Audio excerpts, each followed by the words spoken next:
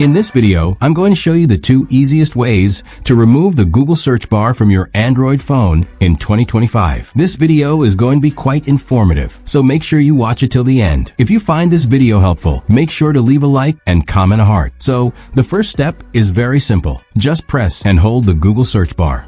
Then, press on the Remove option. But wait, if you're using a phone like the Google Pixel or other Android phones, you might not see the Remove option. So what should you do then? It's very simple. Just follow these steps. Open the Play Store. Search for Nova Launcher. If it's not installed, go ahead and install it. Once installed, open it. After opening, you'll see a red box saying, Not set as default. Press on that.